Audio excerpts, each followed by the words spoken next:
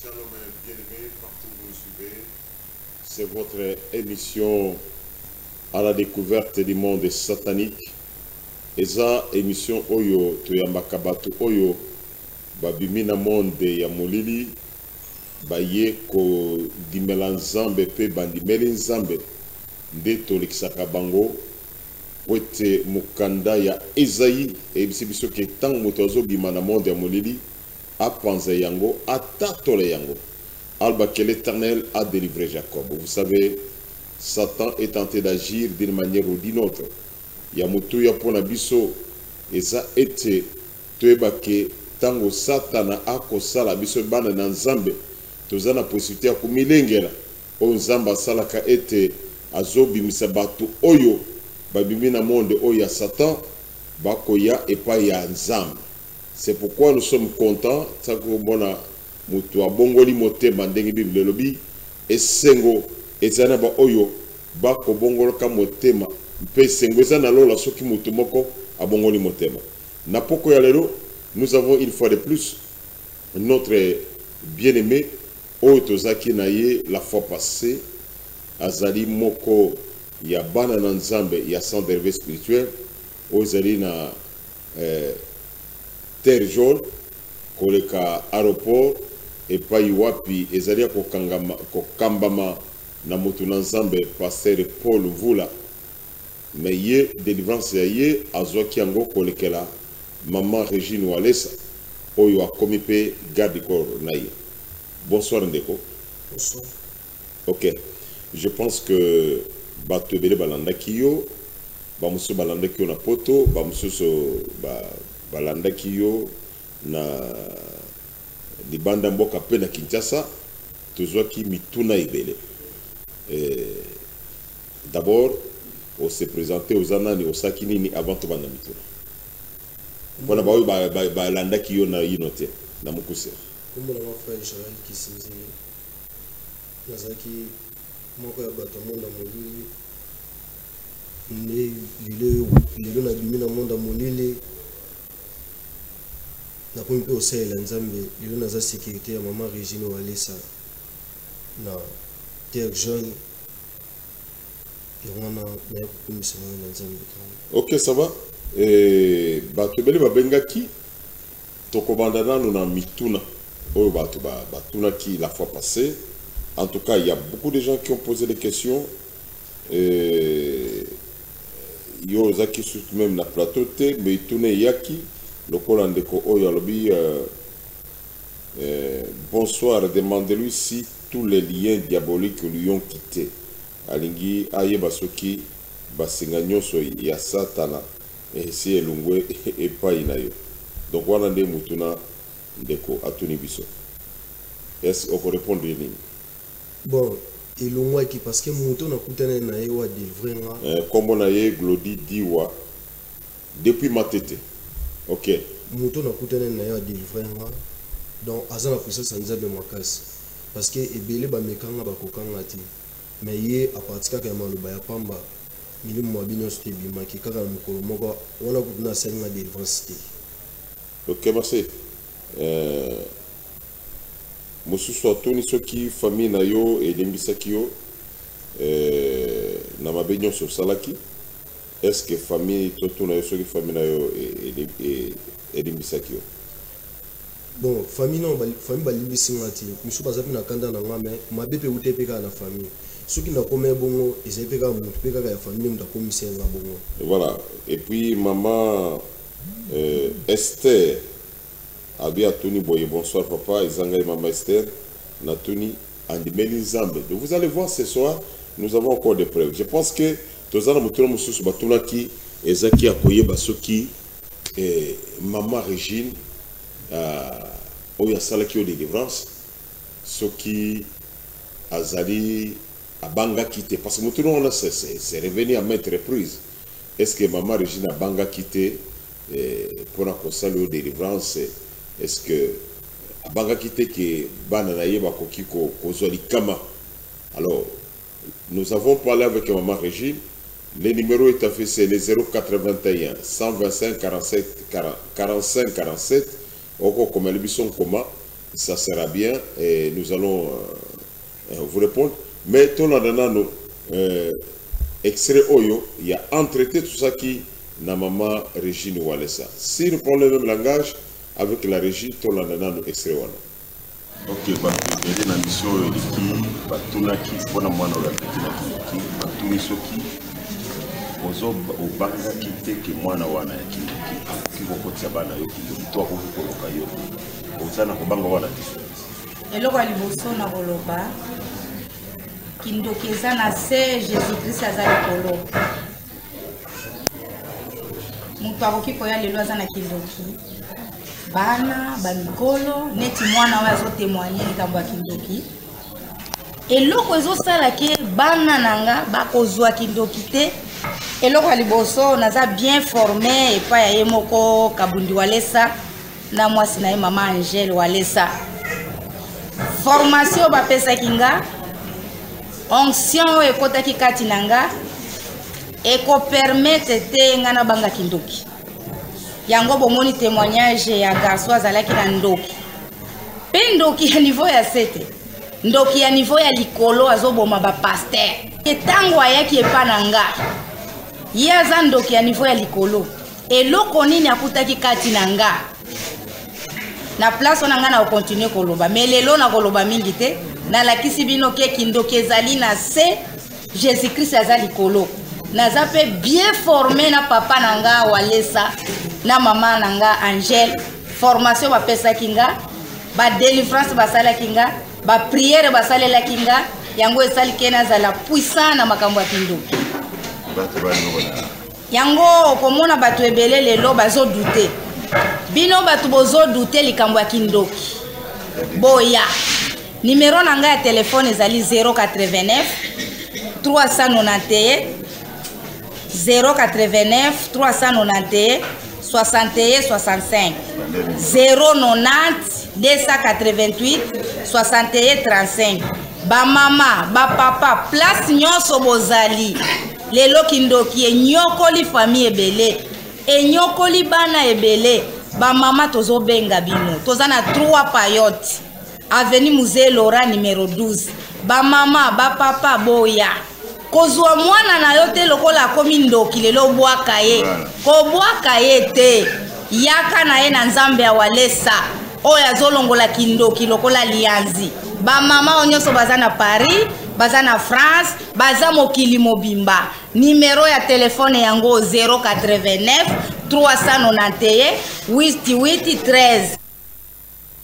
Merci beaucoup Bironjo Sobolandi élément oyo maman Régine Walesa Mwasi Ankouya Talisi Bisso et il y a aussi les gens qui ont pensé bah commenter les ébélés bah monsieur bakanesi que peut-être témoignage est normal mais nous allons encore pour confirmer bah oui bah y bakante qu'il y a des réalités donc comment on appelle extrait il y a maman nayo andimeli pensambe ya Walesa kolekela maman Régine Walesa maman ya ndeko na biso ay andimeli nzambe tango mwana na yazui délivrance tout le monde extrait après tout continuer à témoigner chez na biso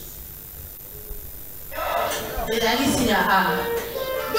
elongi ya mwana ya mama azalaki na signe ya A. Amen. Totuni mama kuna nini mwana azalaki kote mususu yo pe kote mususu alobi ntango amonaki koboma bapaster ebangisaki nga nalobi ndenge abomi bapaster eloko nini akozanga koma mpe bana na nga yango mama akima ye. Amen. Mama mwana na ye papa Joel azalaki ndoki munene azoboma bapaster na bato mosusu mama abenganaki ye mpona ndenge amonaki azoboma bapaster akoboma mpe bana na ye sikotango papa Joel aye awa.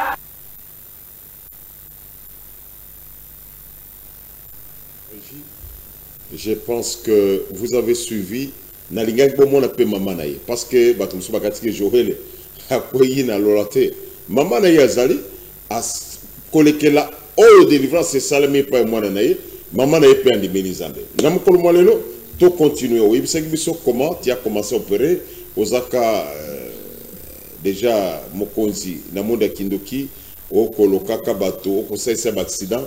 Et après, tu nous avais aussi parlé comment au Bandaki ko Baby Saba n'a pas combat Corona. Comment ça s'est passé?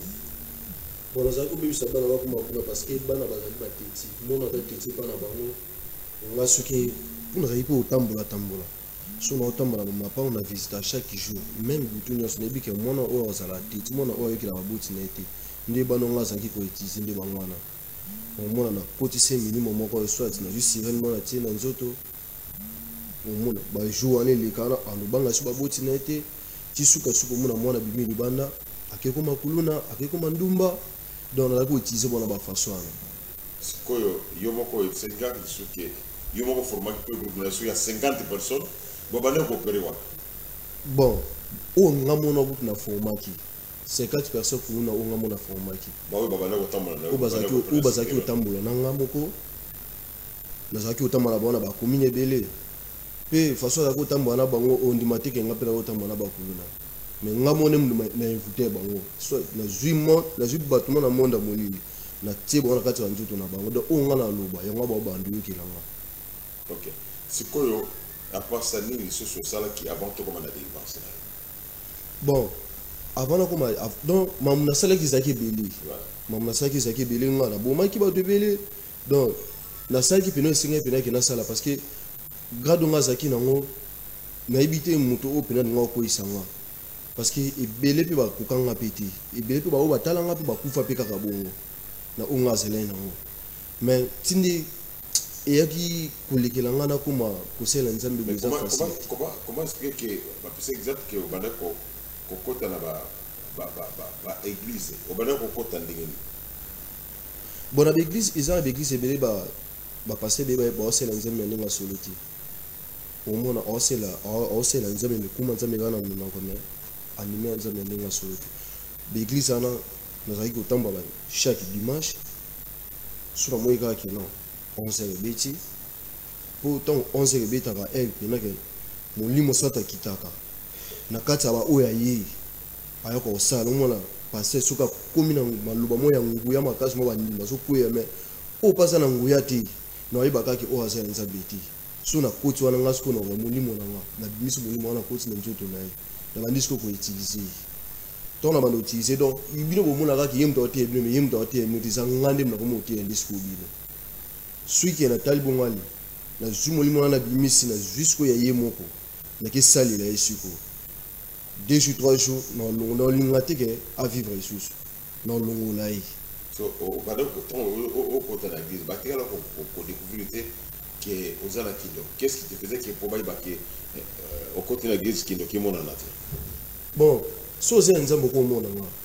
soki o simba pena nzambo na ntema no ndinga solo yamba pena nzambo oui bakaki oyambi parce que ndo ki suki na vai pemena o satika keti uzaka mala lesi soit suki amtitili maka soit nzutu na ekoma kolenga do o satika ka bablu mabwe ka yemi keka na nzutu na ibakati muto aza mystique mais ngape na ko yana suki peka ke kati na no bwana nzambe ti atena na vana bino tabwa ibele ndeli boyembo ibanga peke isati oyebe banga peke na ndo kisati non c'est le bino nyonso voilà ni que tant zo bana conseil ne se faut fondamentalement muke to de gouvernement sini no bana usana lingomba tango zo kota na lingomba oyo batu basana nani wana qu'est-ce que tu dis qu'est-ce que tu faisais bon ton on kota na kati église na ko kota na kati église bu ba una otala ke o basana étoile nzambe na simba bangoti ba o basana étoile nzambe te ba o ba yaka église pona ba vantu mutu so so muna église bu uta vandi abane ko beta ni ba masolo ayo kana ilo banzambe te na ya wana ni na koti se milimo o pinesa ke no na distraire ye moyo katelo banzambe sati to no distraire bo soka za mo si no ko zwa o eza yi o do eza pene vina soit bana na ye na récupérer en soit soki na moni ke azana bana na kati église na récupérer milimo bana na ye o ma bana bazungu na ndoko ba fièvre bana ba komo aussi la ka bu sali savoir ki ayeba tu bana ko gagner ni tango ozo beda on yoza ozaki na kindo ko bana ko gagner ni bon nazaki ko gagner ni parce que ou ngala selena o et c'est un cas bon fla sala ndi bon pour son sali bon oti c'est ba ko zo na ngamu pende na zaki so yo zemo baba ndoko tinda yo comment parce que atanga na roi mettre na nga pas zalaki ou pena ki azali ko utiliser azalaki na nzoto na ko tambo ata 1000 démons na nzoto OK ba protéger wa ata yunga nguzanani o simba ngati o ko kanga peti.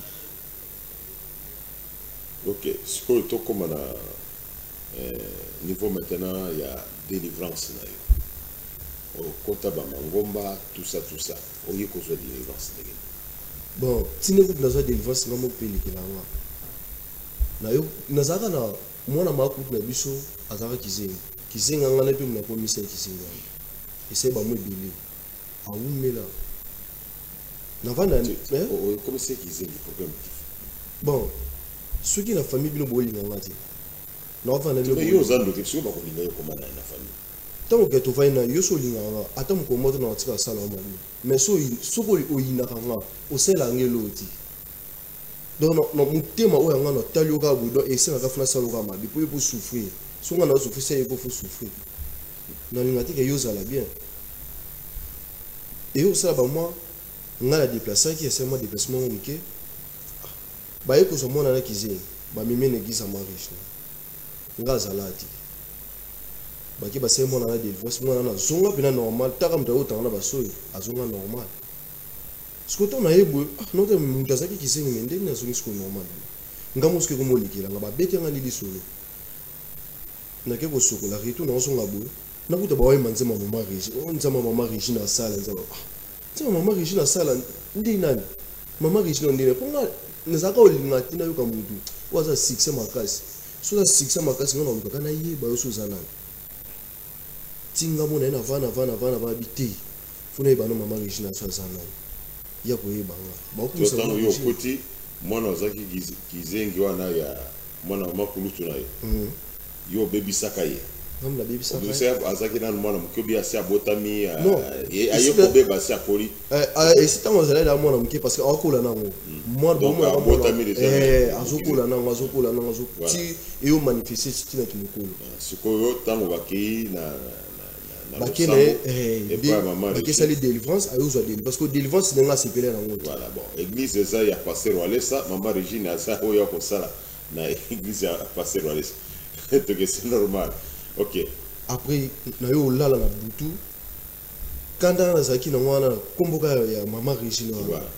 Na la na butu ngali na zongi ngamo bana zongi bina tina mwana na kile kibu so ba pouvoir bi yelo kwa yebi ngata o yeba ba okut na boma wa o ya 6 makasi na boma bongo ye ya zana na bakisa ba pouvoir makasi parce qu'ils akana bible mo so bible na nyatsango o se tina comme na pouvoir mo boudon mystique kaka tongo na wasko itani na la moki ngabite lelo siko na yeba ku église anati ba betela nga peta li soloti ngabi nazo kende ko yeba reski église anisa parce que tongo na kena monde ténèbres na tala ke na kitala na yebi kizana 45 boy avenue boy sika boy tongo na itani zaka sanyina non lundi na prière ba maman prière afimbo na bimi na ndako na laka pe bango te ba keipe ba ke église batikinga mais nga na bimi na ndako na bandisco donc na bandiko ko mi dirige ka na yeba ka iska ka isa na longo wana na bandu ya prince ton na komi ka na vini église zaki ngamu na teleka église ngo yango na kota pe na kati te na vanda ka libanda kuvana vali banda biti mama na ka funga na yeba yekaka funa yeba yekaka titi ali na mo ba pesa mbonga mabonza ngabi bon ici qu'on dit on va yaka na luingi wana ici na ko profiter ndi yango parce que na ba profiter na pe bongo to bino boya tsaba mabonza na boso bina ngana wa profiter na sala ngabi mabi na ye na bimisi 500 francs na koti na juli boko na koti na kata pano na sataka bien ti na longo liboko na tiki mbo ko manani ngala baba mama Regine ka ngali na loboko pena bo ebele loko aye mibai loko aye so kalinga ku na loboko pena bo o senti ka do mabe kaka me ye pena mo saka nga loboko bo bon le c'est moi image wana mke ya mari pendant que tout beta masolo OK akainga na loboko abisinga mwana yo zanai na baluki na tali ponga leso na baluki na tali yo normalement flèche a on azaki on elongi wana na couronne na zaki na mutu flèche na dafi beta déjà yimo satika ke bakoti nga de lo déjà mabi mais na meki esimbakati na bendi isusu milimo pene ya makasi na meki isusu esimbakati si maloba kaka ya pa banda bandi kaka koloba alobela rabi milimo ezakati na ezobima na kombo na Yesu pas même kuta ta délivrance à pamba même maloba kaka ya pamba na sata ba démon o bazaka kati na nga bandi ko bima. OK, merci. OK. Ba bandi ko bima bazobima couronne na zaka na mutu et disparaître ba manzaka na nga zaka na ba do manzaka ni zaka mille et bandi ko zonga e bandi ko koma lo ya do ya mutu pena bo normal donc l'esprit où ils kati na nga et bima eloba ebele kaka le même s'il passe na tema na e l'esprit zobima yazolo bananga l'esprit zobima yazolo bananga l'esprit zobima na satan nzoto na nga sanini elembi nzoto na nga elembi donc na sati loko mutake bimisanga esika mona zalaki pena donc OK, c'est vrai, je sais que merci papa pour la illustration, c'est suffisant. Esa formation oyo ya pasteur, est-ce quand vous disons que pasteur Walesa c'est un formateur, bah tout le monde a compris ce qui na centre de vie spirituelle oyo ya biso. Esa la garde, esa la moto akombolaka. Même pasteur Bilo, pasteur Paul abanda ko sala na toilette na propriété pour na ko sa toilette.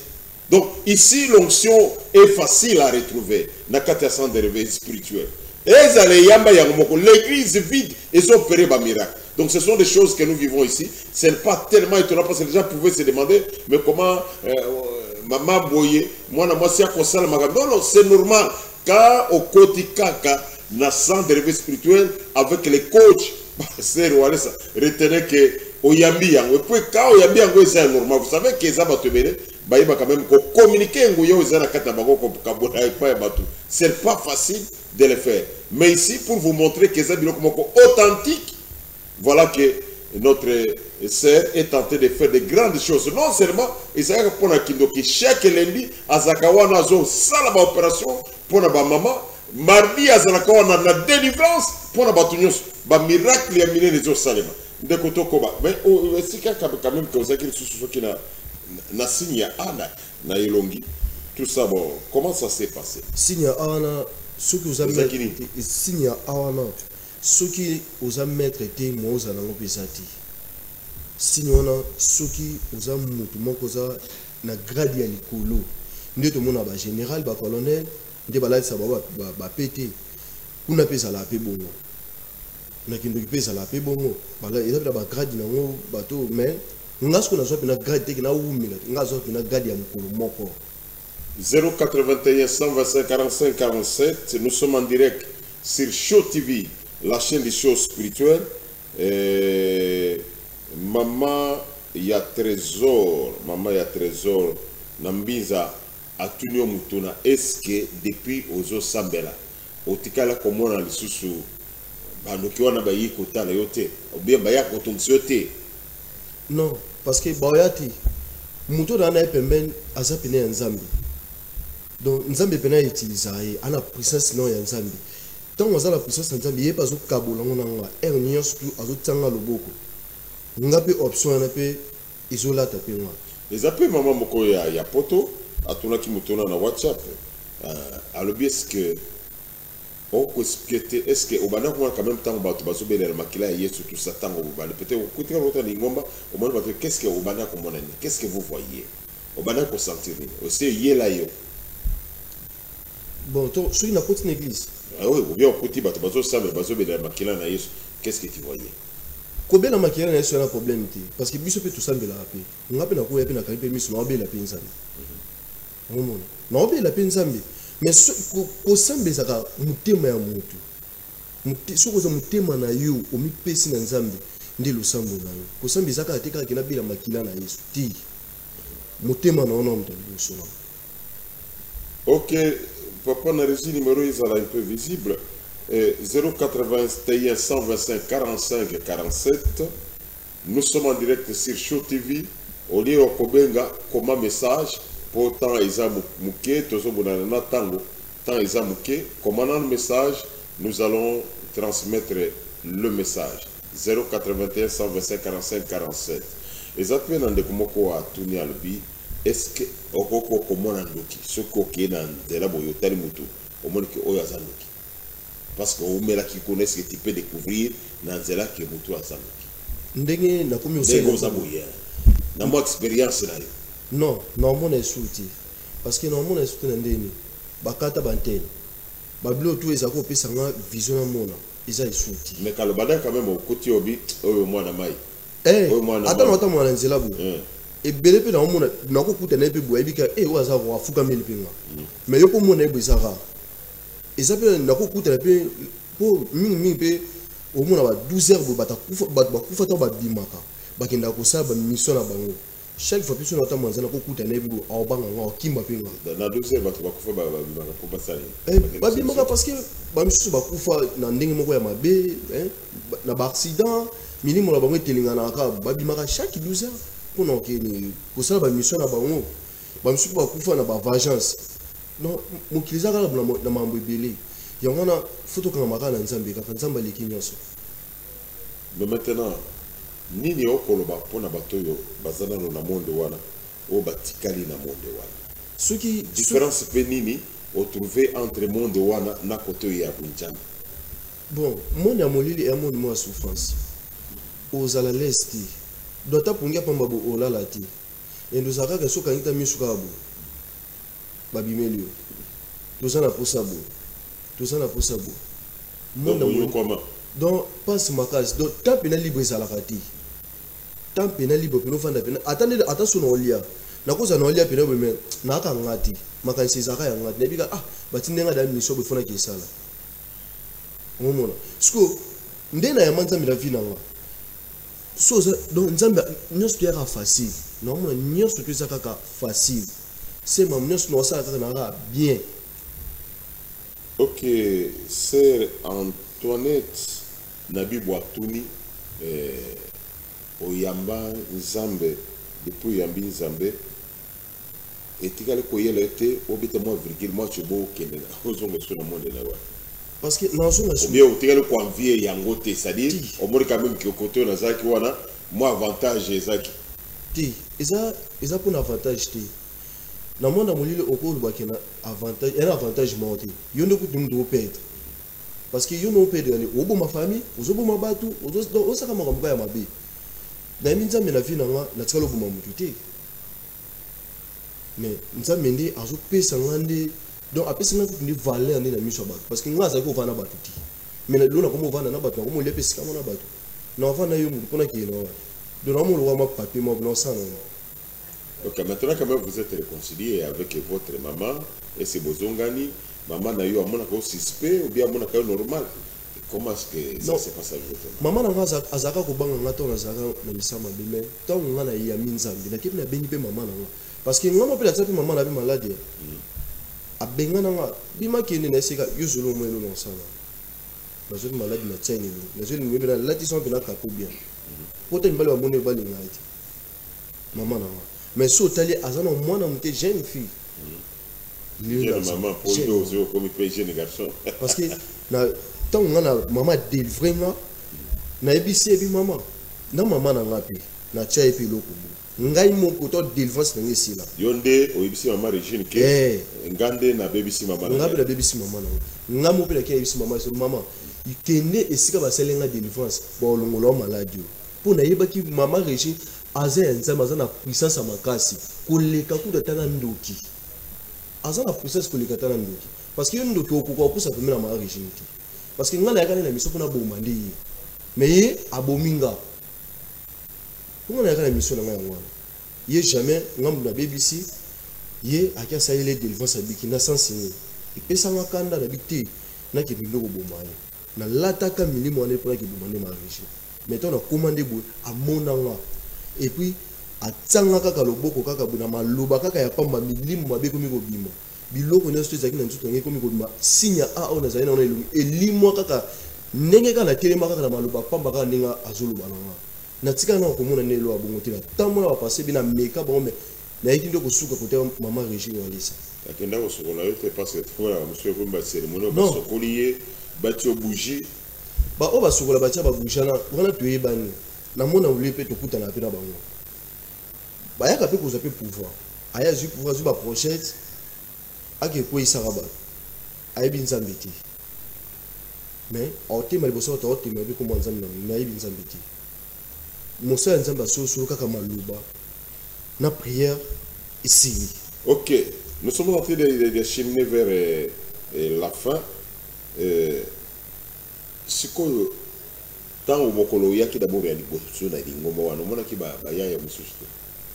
Bon, ba on akuta bango wana nakoya nakoti boye tango za nana ba de bita avant ti offrande na yo wana tango koti obi bo mero il faut nakutaka nakuta pe bana musupi bazalaka wana bana musupi bayaka na pona kotate bandimi mosusu nakuta pe ba mama 4 pe bazalaka wana tonga na koti kaka na baba bimi po ebika ke oya koti na ada plus que biso bakimi wana baba ndoke mikemi ke wana binga wana ko binga baba mapapa obaka na fu oye katana babima bakima poso nga esika yo ndoki okuto za na pouvoir le kwa ngati so na kuti yo o sala mutu mabe na bomi yo na bomi na mutu wana parce que bwana tinete mona batu biba alamuki ba kufi na poni poni akende ko loka moya so ngasu ezati mission na kendaki soit esimbité atikali bon. Ok, merci beaucoup. Nous disons un grand merci na Régie et pas ya papa na biso Kelly.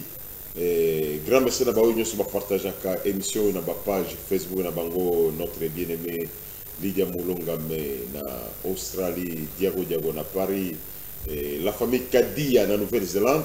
Nous disons aussi ba oyo bokola na biso na côté Ngaba, ba oyo bokola na biso na Lemba, ba bokola na biso na côté à limité centre d'éveil spirituel Walesa Ministries et c'est Fungwami Kuna na avenue Butulu 124C avenue Butulu 124C centre d'éveil spirituel et c'est Fungwami Kuna. Programme est simple chaque mercredi na après-midi, chaque vendredi na après-midi, dimanche de 7h jusqu'à 10h30, enseignement et adoration Nzambe ya Walesa Akosala. Grand merci Naba Onyo Sobakola Nabiso partout où vous êtes. Nous savons que vous êtes très nombreux, tous les amis de Walesa.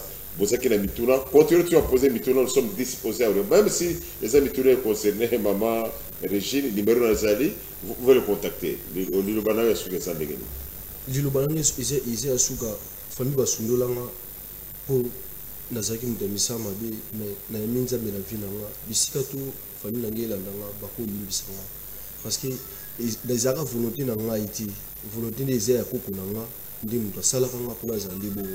Mais ndenge na emanza bawalesa na vie nanga na tikala libre na koma bina libre mais ata na koma libre na vivre ka bien te maman nanga azali banda esika ko vendre zate à propos nanga moko parce que famille abandonna pe na biso makasi nzamba walesa akosela nga bikamwa na vio nga na wuti nango na ndime nzamba walesa ba o ba ko soutenir nga ata na lipapa ya pamba ata ni lamba ya pamba nzambe na ngwa pambola bango isa ba obazapi na posa bakoyi kobenga ngai moko na ko pesa ba pe numéro na nga isa ya Vodacom 081 58 39 010 bakoyi pe kobenga nga mama Régine Walesa nde asali nga pona zala bo na grâce na ele longa na komi mutu a valeur na miso bato na ebité nzambe soka pamboli nga un jour na résultat bolamu na parce que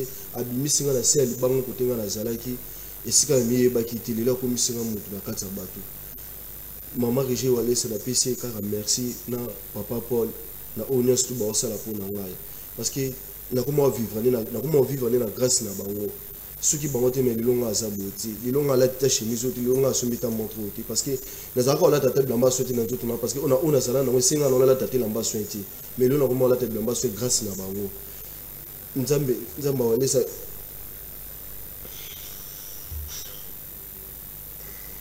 Ok, merci beaucoup. Nous sommes pratiquement à la fin de cette émission. Vous avez suivi son message. Que Dieu bénisse tous nos bien-aimés. Vous pouvez nous suivre sur aussi Charisme TV officiel ou Charisme Adolphe TV officiel. Maintenant, vous retournez réponse aux alakuna et pas plutôt qu'on répondre bino. Vous nous suivez aussi sur les chaînes partenaires. Que Dieu vous bénisse et au prochain numéro. C'est toujours votre serviteur, l'apôtre Adolphe Mokouz Arukat. Que Dieu vous bénisse abondamment.